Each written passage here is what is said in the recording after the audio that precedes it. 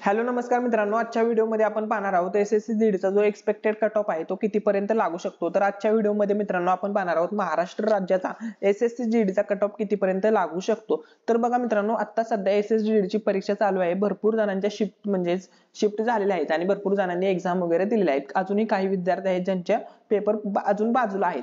तर बघा मित्रांनो, आपण भरपूर विद्यार्थ्यांशी चर्चा केलेली आहे। त्यानंतर मित्रांनो त्यांना विचारलं की तुम्हाला पेपर कसा गेले, एक्झॅक्टली तुम्हाला किती प्रश्न सुटतायत।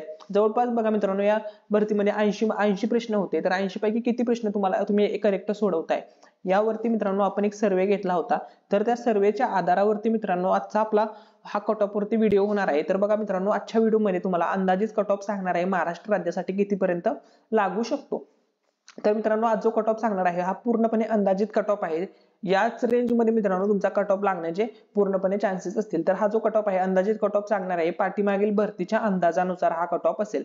या कट ऑफच्या आसपास नक्कीच मित्रांनो तुमचा कट ऑफ किंवा तुमचं मेरिट हे जाणार आहे, हे लक्षामध्ये घ्या। तर बघा, सर्वात पहिली कॅटेगरी आहे ओपन कॅटेगरी। मित्रांनो, तुम्ही 80 मार्काची परीक्षा दिलेली आहे, 80 प्रश्नाची परीक्षा दिली होती आणि एकूण गुण होते 160। तर बघा मित्रांनो, जर तुम्ही 58 प्रश्न बरोबर सोडवलेले आहेत तर तुमचा एक चांगला स्कोर आहे आणि तुम्हाला एक चांगली संधी आहे मित्रांनो। जर तुम्ही 80 पैकी 58 प्रश्न बरोबर सोडवले आहेत आणि तुम्ही ओपन कॅटेगरीमध्ये येता। त्यानंतर नेक्स्ट कॅटेगरी आहे ईडब्ल्यूएस कॅटेगरी। ईडब्ल्यूएस कॅटेगरीमध्ये बघा, जर तुम्ही 55 प्रश्न बरोबर सोडवलेले असतील तर तुम्हाला सुद्धा चांगली संधी आहे, सिलेक्शन होऊ शकते। त्यानंतर नेक्स्ट कॅटेगरी आहे ओबीसी। ओबीसीचं बघा, ईडब्ल्यूएस पेक्षा थोडंसं मेरिट जास्त लागू शकतंय। तर बघा 56 म्हणजे 2 मार्काचा फरक पडू शकतो मित्रांनो। जर तुम्ही 56 प्रश्न बरोबर सोडवलेले असतील ओबीसी कॅटेगरी मधून तरी सुद्धा तुम्हाला एक चांगली संधी आहे। त्यानंतर नेक्स्ट कॅटेगरी आहे एससी कॅटेगरी। एससी कॅटेगरी वाल्यांचं मेरिट हे थोडं कमी लागतं, सर्वांना माहित आहे। तर एससीचं बघा, 51 प्रश्न जरी तुम्ही बरोबर सोडवलेले असतील तरी सुद्धा तुम्हाला एक चांगल्या प्रकारे या रेंजमध्ये तुम्हाला एक चांगली संधी आहे, कारण की अजून नॉर्मलायझेशन वगैरे होतं, त्यामध्ये सुद्धा तुमचे मार्क्स प्लस होणार आहेत मित्रांनो।